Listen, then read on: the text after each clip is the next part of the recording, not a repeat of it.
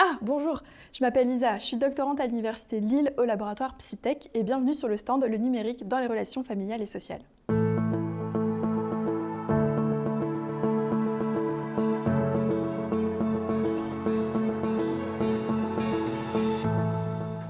En moyenne, vous passez combien de temps sur vos écrans chaque jour? 1 heure, 3 heures, plus? En réalité, il n'est pas forcément facile de répondre à cette question. D'abord, un écran, qu'est-ce que c'est? Téléphone, tablette, montre, télévision, ordi, console. Aujourd'hui, de nombreux objets sont équipés d'un écran et on parle plutôt d'objets numériques ou d'outils numériques. Alors combien de ces objets numériques utilisez-vous au quotidien? Et pourquoi faire? Vous informer, discuter, écouter de la musique, faire du shopping, travailler. Les usages sont nombreux et variés et tout le monde n'a pas la même notion de ces usages.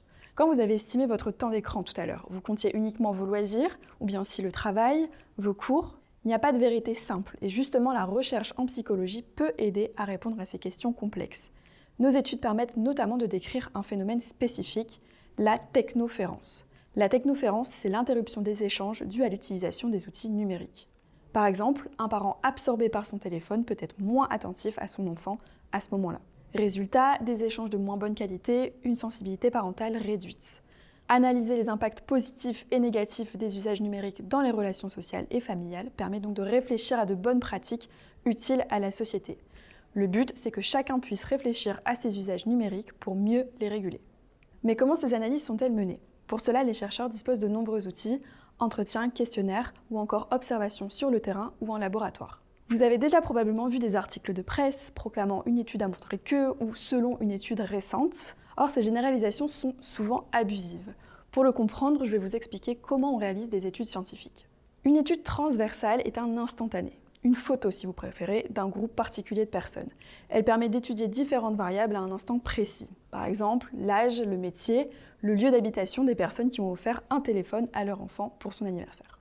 Les études transversales ne sont pas causales, c'est-à-dire que vous ne pouvez pas les utiliser pour déterminer la cause de quelque chose. Même si les enfants dans les Hauts-de-France ont reçu plus de téléphones que les autres, vous ne pouvez pas dire les parents offrent un téléphone à leur enfant parce qu'ils vivent dans les Hauts-de-France. Alors comment faire pour comprendre un phénomène de façon plus précise? En faisant une étude longitudinale, c'est-à-dire une recherche menée sur une période plus ou moins longue. Les chercheurs et chercheuses examinent à plusieurs reprises les mêmes personnes afin de détecter les changements au fil du temps. Par exemple, on regarde à plusieurs reprises l'usage du téléphone par le parent quand il est avec son enfant, donc c'est la technoférence, et les comportements de son enfant à ce moment-là. On peut ainsi voir si la technoférence augmente les comportements difficiles de l'enfant ou si ce sont les comportements difficiles de l'enfant qui augmentent la technoférence, ou les deux. Et avec les méta-analyses, on se rapproche le plus de la compréhension d'un phénomène. Elles compilent les résultats de toutes les études menées sur un seul et même sujet. Cela permet d'avoir une vue d'ensemble et d'identifier les tendances générales. Revenons aux usages des outils numériques dans les relations familiales et sociales. Grâce à ces différents types d'études, nous pouvons étudier les usages des écrans par les enfants et leurs parents. Et cela permet d'analyser les effets positifs ou négatifs de ces usages sur la construction et le maintien des liens familiaux. Maintenant réfléchissez. Quand vous pensez aux relations avec votre entourage, quels sont les moments où les outils numériques sont un obstacle? Quels sont les moments où ils apportent une expérience positive? Cela peut aider à réfléchir aux bonnes pratiques qui pourraient être adoptées dans les usages numériques en famille. Peut-être pas de téléphone pendant les repas? Ou un moment dédié pour regarder ensemble des vidéos? La prochaine fois que vous vous disputez au sujet des écrans, repensez-y. Cela peut aider à désamorcer le conflit et aborder le sujet plus sereinement.